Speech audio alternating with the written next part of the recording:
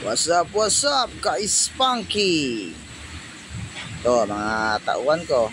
Wala na naman kaming pasok, ka-Spunky. Tapos yung isang tao ko rin, patawa-tawa na lang. Wala na nga pasok, patawa-tawa pa rin. Kasi alam niya magkakatay kami ng native ngayon Ayan, dalawa yan. Kakatayin na namin yung native. Ka-Spunky. Ito si Joseph. Ano rin reklamo mo, Joseph?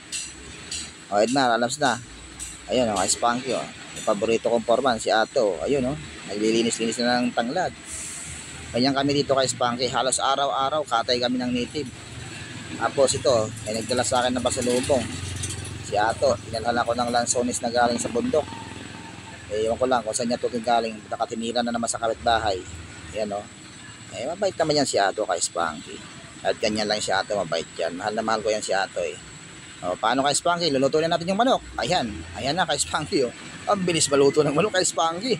Hawak-hawak pa lang kanina ni Edmar. Ngayon ito, hinahalo-halo ko na. Alam niyo naman ako kay Spunky. Pagdating sa pagluto ng native, mabilis tayo dyan. Ayan, Ayan, tinitira-tira nila unti-unti yung lansones, Ayan, nandito rin mga kuya-kuy boys, Ayun, pakawi-kawi pa yung isa. Ayan kay Spunky. Pero ako kay Spunky, focus lang ako dito sa goal na linuluto ko. Ayan, nilagyan na natin ng sili at saka yung mga itlog ng manok. May itlog, malapit na pala manging itlog pala yung manok kay Spunky. Pero okay lang.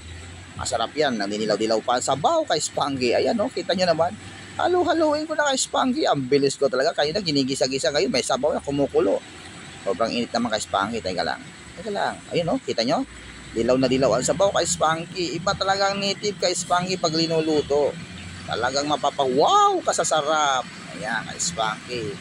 Ayan lang. Pakaluin na natin na pakaluin hanggang dumalisay. Ayan may mga itlog pa yung nilagay ko kanina Yan, Spunky. Kita nyo naman kay Spunky. Dito sa amin, lagi kami food trip. Food trip kami lagi rito. Ayan, mga kuya-kuy po. Ito, isa makakaway-gaway na naman kay Spunky Ganyan lang dito kay Spunky. Pag nagtambay sila, pagluluto ko ng native. Yan, haluin muna natin ulit kay Spunky. Yan malapit na yata maluto to kay Spunky. Nagugutom na ako. Ay, ang sarap-sarap yata ng sabaw kay Spunky. Tapos maulan, tapos hihigop ka ng sabaw ng tinanglara. Wow, mapapasana all ka talaga kay Spunky. Saan na ba yung kanin natin? Ito.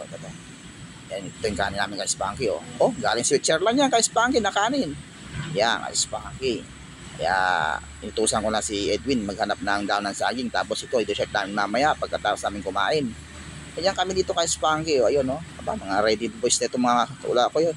Ayan, kay Spunky. Pero syempre kay Spunky, bagong lahat, pagtitripan ko muna si Kirat. Lalagyan ko ng sili itong sabaw, tapos patitikin ko sa kanya kung ano reaksyon niya. Pasaway ako kay Spunky. Alam niyo naman ako. Ganyan banding ko sa mga tao kay Spunky. Ayan, kay Spunky Kita mo yan kay Spunky Hindi niya alam, maraming sili yan kay Spunky. Ayun, tatawagin ko si Kirat. Kirat! Uy, ang bilis tikman mo. Kung anong lasa. Tikman mo. Ayan, tikman mo.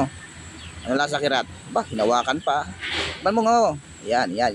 Tignan natin yung expression ng mukha niya. Ayan, kay Spunky ang hang daw. Paano kay Spunky? Hanggang dito na lang. God bless. Ares always.